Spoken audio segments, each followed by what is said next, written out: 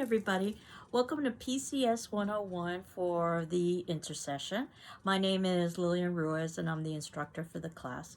And as you know, this is probably the most unusual intercession that any of us have ever experienced.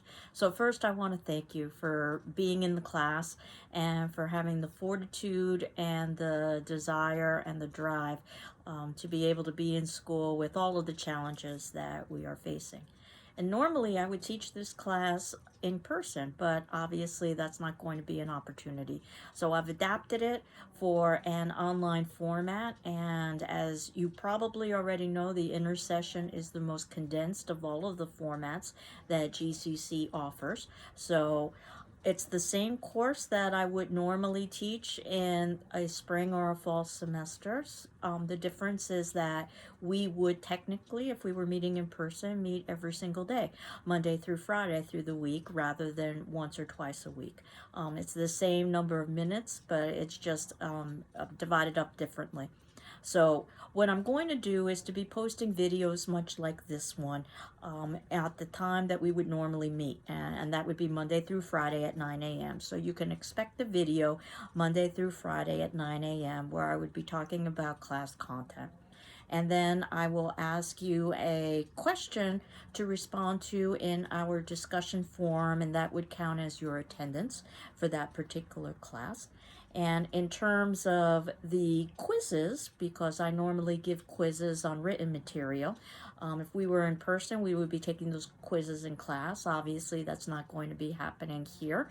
So what I will be doing is posting those quizzes online for you, and they will be open book, open note, and you will have 24 hours to respond to the quizzes and to return them back to me, and then I will evaluate them and return them back to you.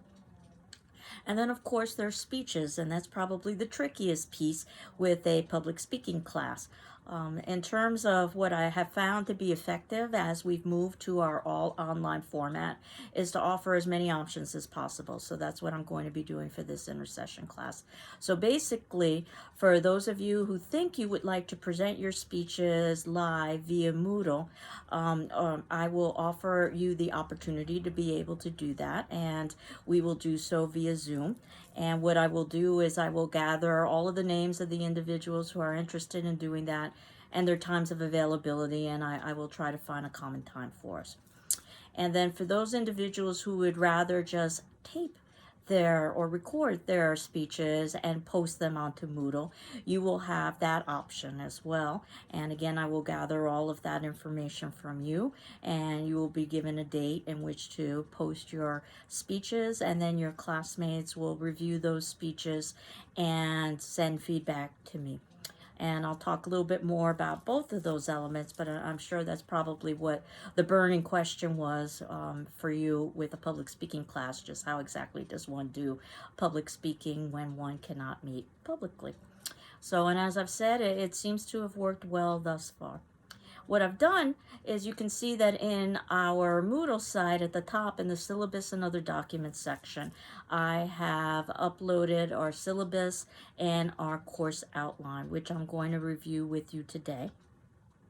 And then you will see what assignments we've got over the course of the intercession and the due dates for those.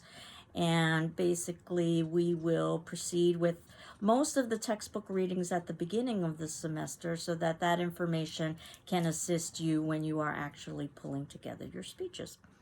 And if you were to look now in the syllabus and other documents folder, and perhaps you would see the GCC Intercession 2021 syllabus there. And I've put it in the body of the text as well as an attachment in the event that you can't open the attachment. And you can see that there's just some basic contact information at the top, beginning with my name, Lillian Ruiz. Most people call me Lillian. I'm pretty informal. You can see that my email address is there. Notice that my email is just my surname with no first initial, which goes to show how long I've been at the college, which is 28 years, believe it or not. When I started, we were just beginning the email system, and emails were distributed purely by surname and without first initials. So if you come across an email that's just a surname, you can know that that person probably has been at GCC for a good amount of time. My phone number is there. You can always leave a voicemail for me. And what I'm going to be doing is setting aside some optional times for you to interact with me and or with your classmates. Every Tuesday from 1 to 1:30, what we'll be having is an optional Moodle chat room. And you can see that at the top of the Moodle site, there is a section there for chat room. And you're not required to participate, but certainly you can participate. I will be in that chat room on Tuesdays from 1 to 1:30. And every Thursday from 1 to 1:30, we will have an optional Zoom. And you can see that there's a section above in our Moodle site for how to access our Zoom as well. And again, you don't have to participate. You could think of it as a kind of office hour, but if you do log on, I'll be there to answer any questions. And if multiple people log on, well, then we can have a kind of informal conversation together. And certainly, if you can't make those times and you needed to meet with me, you can make an appointment, either it be via Zoom or chat room or by telephone. I want to try to be as flexible as possible, understanding the kind of challenges that we are all facing. The textbook, and it oftentimes surprises people that there's a textbook for public speaking.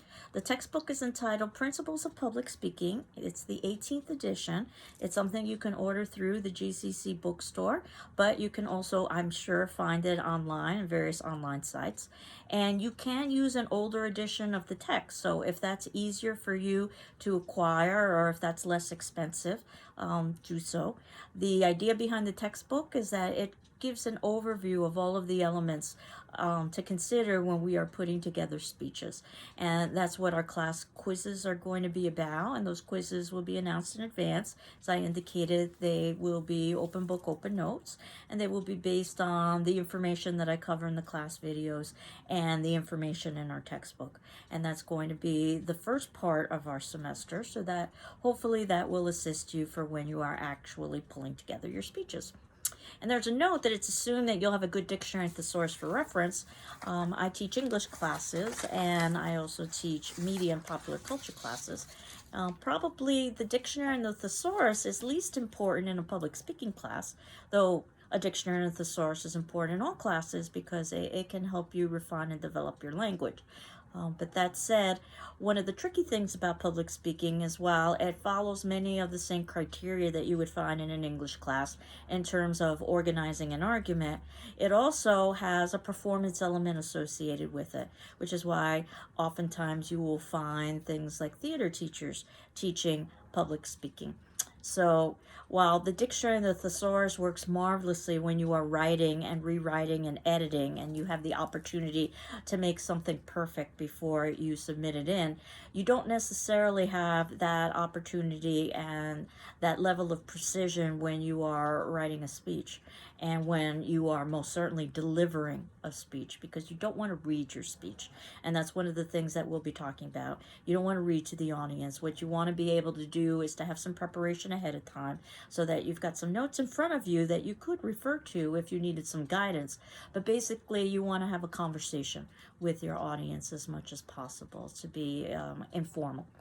So in terms of the dictionary and the thesaurus, it's always useful to have, but perhaps less of an issue in this class as we talk about that you don't necessarily want to aim for the precision of language. You just want to aim for the connection with your audience and for general understanding. The course description talks about how this class reviews the principles of public speaking as communication, stressing the role of the speaker in the communication process. And the course emphasizes the proper preparation and delivery of speeches. Each student delivers a minimum of 5 speeches and participates in small group activities.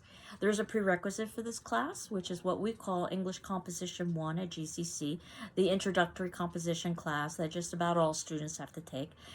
The idea being that you've already gone through how to formulate an argument, so you can utilize those skills in this class. But if it turns out that you don't have that prerequisite, please contact me as soon as possible, and we can talk about what your options might be. I try to put in my own language what I think this class is under student learning outcomes. That as a result of successfully completing this course, you should be able to, number 1, improve your oral communication skills. And the reality is that we all have oral communication skills, or we never would have made it this far in our academic careers. But the idea is to improve it, especially when you are working with an audience or with a group of people. 2, to develop skills and self-confidence in acquiring and presenting information. Sometimes you already know what information it is that you're going to present, so you don't necessarily have to acquire it, but sometimes you need to do research, and we'll talk about both of those situations. To develop skills and self-confidence, to apply critical and analytic thinking. And that's something that I have in all of my syllabi, and regardless of the course. And critical is not necessarily as in criticism or being giving negative commentary to someone. Critical is asking questions, analyzing, interpreting, or as I oftentimes say, is what toddlers tend to ask very well, the question why, which is quite complex if you really think about it. So that's what I've always said is the difference between college, where you are studying why, and perhaps high school, where you're studying what, and the why is usually much more complex. Number 4, to promote a greater understanding of communication, formal and informal settings. And we tend to adapt things like our vocabulary, our presentation, even our appearance based on the situation. So we present ourselves differently, let's say in the workplace, than we might, let's say, in a social situation. So the idea is knowing what situation you're in and how to adapt accordingly to the needs and expectations of your audience. And to promote each student's unique sense of voice. You shouldn't be sounding like me or like the textbook. You should sound like you. Basically, your greatest strength is your personality, even though I know that at the beginning of the semester, many students don't necessarily believe that. But really what you want to do is to try to form some sort of a connection with your audience. And the best way to do that is with your personality. So that said, that doesn't mean that you couldn't necessarily expand your horizons and try different techniques. But ultimately, the goal here is for you to be comfortable with your presentation, and that comfort will be obvious to the audience, and that's how you make a connection. Procedures. As I had indicated, I'm going to post a video of myself discussing class material by the time our class would normally meet in person, and that would be Monday through Friday at 9 a.m. And then you would have a 24-hour deadline to watch the video for that class and to answer the corresponding attendance question in our class discussion forum. If it turns out that you need additional time, please just ask me for an extension. I'll be happy to grant it to you. I always try to be flexible with my due dates, but especially in our current time with the many challenges that all of us face, I want to be flexible. And your answer on the discussion forum is basically your attendance for that particular class, and that would count as your being present. Any additional interaction you tend to have with your classmates on that discussion forum would be similar to class participation, as if you were participating in a live class. And I'm well aware that some students learn very well by just being quiet and listening, and others are more vocal. And I think both are very valid ways to proceed. So you don't necessarily have to interact with your classmates. Think about it again as if you were in a live class and you felt that somebody said something that you wanted to respond to, and that you could do, but you certainly wouldn't be penalized for not doing that. So you can decide how much or how little time to participate. However, you should read all of the discussion forum responses from your classmates for optimal learning, and I will respond to all of your responses as well. So you can read that as well, and that's trying to duplicate the kind of class discussion that we would normally have if we were meeting in person. And as I indicated earlier, I'm holding optional class chat sessions on Tuesdays from 1 to 1:30, optional Zoom class sessions from Thursdays from 1 to 1:30. No penalty for not attending these sessions. Think of this as another opportunity for participation. And then when we do have quizzes, you will submit your written quizzes, which we will discuss as the semester progresses, to my email address, ruiz@gcc.mass.edu, via PDF. And then I will return those graded quizzes to you via your email. And the way that we are conducting this class is through class discussion and group work via the online discussion forums, mini lectures via video, and student speeches that can be delivered either via Zoom or pre-recorded and posted for class viewing. And each student gets to choose the mode of delivery for their speeches. We'll have the optional Zoom and chat discussions as well. So under course requirements, some pretty basic stuff that you're expected to complete all of the reading and writing and assignments by the due date. And we have 3 graded speeches over the course of the semester. The first will be an autobiographical speech that is 5 minutes long that will ask you to talk a little bit about yourself. The second will be a 10-minute long speech, which will be an informative speech where you get to teach the audience a little bit about yourself. And then the third will be a 15-minute speech, and that is a persuasive speech in which you get to try to convince your audience to take an action or to support a position. So these graded speeches will be assigned over the course of the semester, and failure to deliver a speech on the date in which it's assigned will result in failure for the assignment unless the student has unforeseeable emergency and justifiable reasons based on the evaluation of the instructor. The idea is that you've made a commitment to present your speech at a particular time and you want to honor that commitment to your audience. We'll also have periodic quizzes where the lowest quiz grade will be dropped. And generally speaking, no makeup quizzes will be given because the idea is that you can drop the lowest quiz grade. The quizzes are 20 questions, mostly short answer, but some multiple choice and true false. Again, based on classroom material and also based on textbook material. Open book, open note. So throughout all of this, if you'll think about how we had 5 speeches over the course of this semester and 3 are ungraded, then basically means that we have some practice speeches that would be ungraded. I very much believe in practice sessions and have set aside some practice times where you can present your speech to me before you actually present it for a grade, whether or not you wanted to present that via Zoom or you wanted to present that via telephone or you just wanted to send me an outline via email, but in one way or another to communicate with me. And those ungraded sessions are the other speeches that we'll be doing over the course of the semester. And if you've taken other classes at GCC, you're probably familiar with the Institutional Services Disability Statement, but I just wanted to read that to you.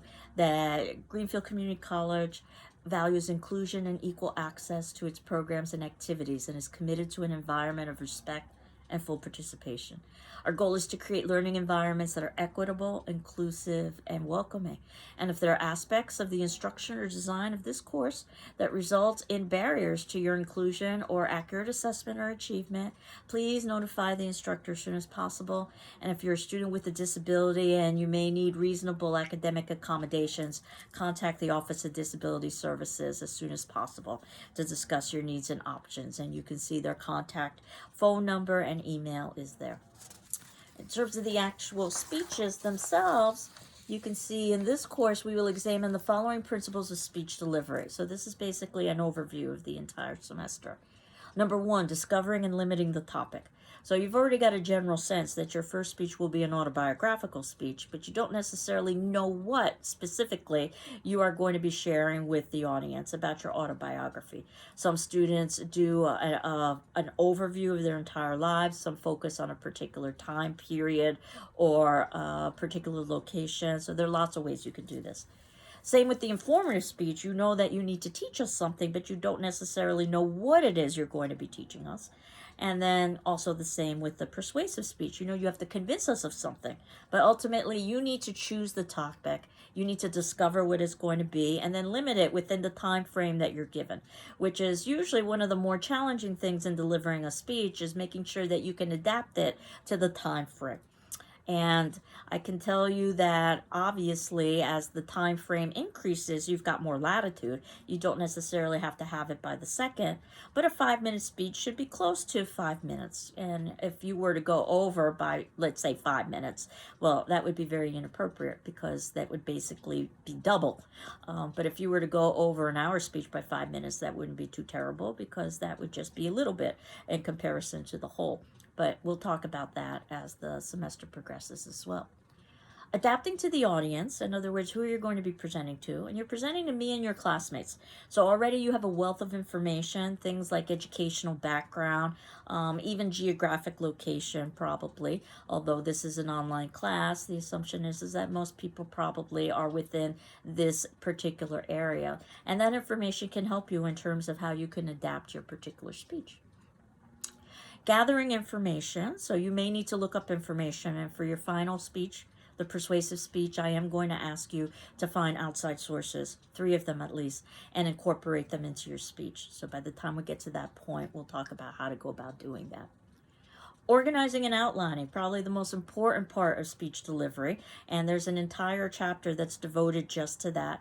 All of the prep work ahead of time is basically the way that you're going to feel comfortable in being able to present a speech to an audience without having that speech memorized, without having that speech read to the audience. You want to have a general sense of what it is you're going to discuss, but you want to have a certain level of spontaneity as well. Developing an acceptable style, suiting purpose and occasion, as I had indicated, making sure that you are adapting to the situation appropriately. Practicing and presenting the speech, and as I indicated, I'm going to set aside some class time just for that. Coping with communication apprehension, that everybody just about feels nerves. Most people aren't really comfortable with presenting because they usually don't do so on a regular basis. Unless you are an entertainer or you are a performer or a teacher, chances are that you don't present to groups of individuals. So the idea is how to control nerves and to use them to our advantage. And active listening, responding to the speeches of others. I know that in a public speaking class, everyone's very concerned about the speech they have to give. But what is equally important is your role as audience member and listening to the speeches of your classmates and responding to the speeches of your classmates. Because we can't give a speech unless we have an audience. So each student will deliver 3 graded speeches, that autobiographical, informative, and persuasive. Students will select their topics with the assistance from the instructor, and the instructor needs to approve the topic beforehand. Outlines will be required for all 3 speeches, and again, there's an entire chapter in the text devoted to that, and we'll talk about all of the different ways that one could construct a usable outline for a speaking outline.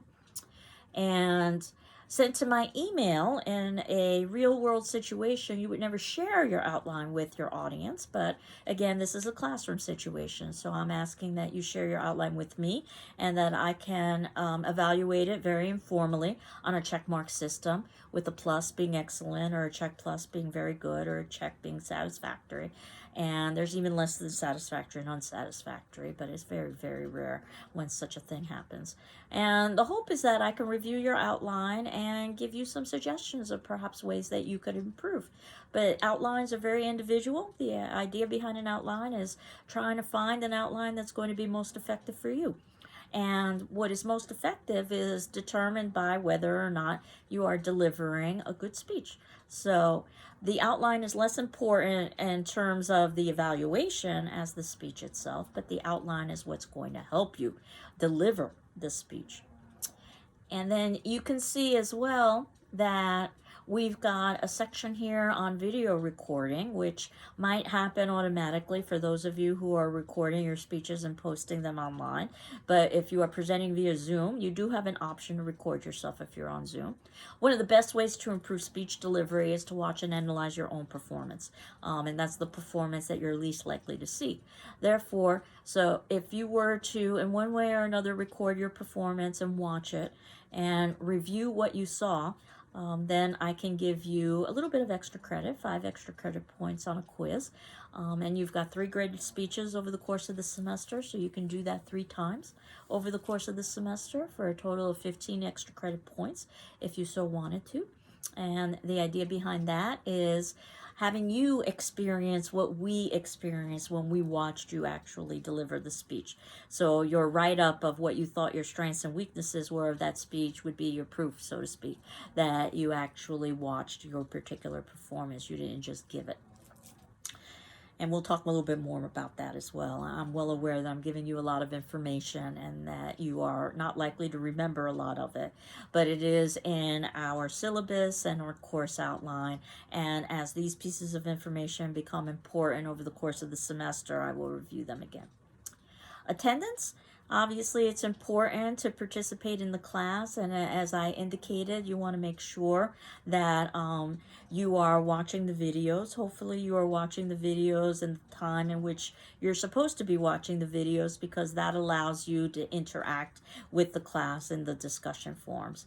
But if you absolutely cannot do so and you needed additional time or you needed to be absent, it's always a good idea to touch base with somebody who's experienced the videos, or touch base with me so that I can make sure that you are on the same page as the rest of the class. But attendance is less of an issue in this kind of format, an online format, because obviously all the classes will be documented, so you can refer to them at your leisure in the way that you wouldn't be able to with an in-person class. Consultations, again, you can consult with me by appointment or during our optional chats and our optional Zooms. There's a section on conduct and demeanor, that each speech is the equivalent of an examination, so the presenter and the audience should treat it with the appropriate respect, and inappropriate disruptions will be negatively reflected in your final grade. This has never been an issue for me in all of the years I've taught public speaking, so I expect it would not be an issue now, but I thought it bore raising. And then I'm going to skip the plagiarism section for now and go straight to the grading section, which is probably what you are most concerned with. 10% is what I call participation. In other words, attendance, watching the class videos, responding to the attendance questions, any kinds of activities that I might ask in the discussion forum. 10% are those outlines that you'll be doing for each of your 3 graded speeches that I will be evaluating informally on a checkmark system. 20% will be speech number 1, which is your 5-minute autobiographical speech. 20% will be speech number 2, which is your 10-minute informative speech. And 20% will be speech number 3, which is your 15-minute persuasive speech. And finally, 20% will be on your quizzes. There are 4 quizzes over the course of the semester. I drop the lowest quiz grade, and then I add any extra credit points that you might have accumulated. And then all of that would equal your final grade. And you can see that an A would be excellent, a B good, a C satisfactory. And as I like to say, I don't like discussing the letters that come after C on the first day of class in terms of grades. So I'll just move forward to our course outline, where I've determined, or I've attempted to determine, what we will be doing when, but there is a disclaimer at the top that dates and assignments may be subject to change. So certainly if we've got some sort of technical issue, or there's some sort of issue with inclement weather that would result in something not being able to be posted, we would adapt accordingly. It says here to bring the assigned text to class. You might want to have the assigned text with you as you are watching the videos, but I leave that up to you, because I might ask you to refer occasionally to a page. And reading should be completed before the dates indicated. So this gives you an idea of what it is we're going to be doing during each class. So week number 1 and the 4th of January, which is today, is the introduction, where I knew I would be merely reviewing the syllabus and the outline. And then tomorrow, which would be Tuesday's class on the 5th, by 9 a.m., I'll have our next video posted, which will review the first 3 chapters of the textbook. I know there's short turnaround time, so try the best to your ability to have those 3 chapters read. But if you can't, don't panic. If we were meeting in person, I would tell you the very same thing, and that I've got other activities planned so that if you haven't done the reading, the class would still make some sense to you. The first chapter is entitled Speech in Higher Ed, where it talks a little bit about public speaking in higher education. The second chapter is entitled Getting Started, which is very aptly titled because it's about the process of getting started to put together a speech. Chapter 3 is about critical listening. It's about our role as audience members in terms of receiving speeches. So we'll talk about all 3 on Tuesday. And then on Wednesday, on the 6th, again by 9 a.m., you'll see I'll have a video posted on 3 more chapters. Chapter 7, organizing and outlining your speech. Chapter 8, beginning and ending your speech. And Chapter 9, wording your speech. And again, this is exactly what I would be doing if we were meeting in person with an intercession. On Thursday, 3 more chapters. So you can see that the bulk of the text is put forth at the beginning of the semester. Chapter 10 is delivering your speech. Chapter 4 is public speaking and cultural challenges, and Chapter 5 is understanding your audience. So basically, one class during the intersession is the equivalent of 1 week during a 16-week academic semester, to give you an idea. So by Thursday, we would have actually completed 4 weeks of the semester. So that by Friday, we will have our first quiz. It isn't going to be about all of the material covered. It will cover chapters 1 through 3 and chapters 7 through 8. And again, it's open book, open notes, so that you can make reference to our classes. And this is also the date in which I will have set aside some time for you to interact with me for some practice speeches. If it turns out that we can't do it on the Friday, we can arrange another date to do that, because ultimately speech number 1 is scheduled to be delivered on the 11th, which is Monday. So for those of you who think you might want to present it on Zoom, the idea is that we would find the time on the 11th that we are all available so that that speech could be presented via Zoom. If you want to upload your speech, you would upload your speech on the 11th on that Monday by, let's say, 9 a.m. or so. And then basically you can see that what we will do after that first speech is to continue on with our textbook, talking about finding and using supporting materials, using visual media and speeches to inform. Because as the speeches progress, you'll be asked to do additional things, such as using an audio visual or using outside sources. Things that you could do with your first speech, but you wouldn't be required to do. You can see that your second quiz will be scheduled on the 13th, which happens to be a Wednesday. And again, we've got another practice session set aside so that we can present speech number 2, the informative speech, on Thursday the 14th. And then finally on Friday of the 15th, we've got the last 2 chapters of the textbook, Speeches to Persuade and Argumentation and Critical Thinking. And then finally, we go into week 3, which is the last week of the semester for intersession. The 18th is Martin Luther King Day, so that gives us a 3-day weekend. We would not meet. On the 19th, Tuesday, we would have our 3rd quiz and also practice session. Now, I've set aside 2 classes for the practice, or for speech number 3, the persuasive speech, the 20th and the 21st, and we'll see whether or not both will be necessary. It'll depend on the number of students who are enrolled in the class. Right now, I believe we have 13 students enrolled in the class, so we'll see whether or not we need to divide up that persuasive speech into 2 classes, or if we could do it into 1 class. And then finally, we'll end on the 22nd with our last quiz. And you can see that at the ending of that, what you've got is a template of how to evaluate speeches. It's the template that I used for actually the first speech, where your speech will be evaluated based on its content and also based on its delivery. And these are all of the elements that we'll be talking about over the course of the semester. And then as the semester progresses, I don't even use a template. I just basically review your speeches and take notes, writing down strengths and weaknesses, and then ultimately a grade and an evaluation of your outline. So that's your quick overview of what the semester is. Starting next class, I thought that in addition to talking about the textbook, I could begin to gather some information from you about how you think you might like to present your first speech via Zoom or upload your speech, and then I can make some decisions on how we can go about doing that. And for today's attendance question, what I would normally do is have some sort of an introductory activity so that everyone could introduce themselves. So instead, what I'm going to ask is that you do that via the class discussion form. And the question for today's class is for you to briefly introduce yourself to the class, and feel free to give as much or as little information as you'd like.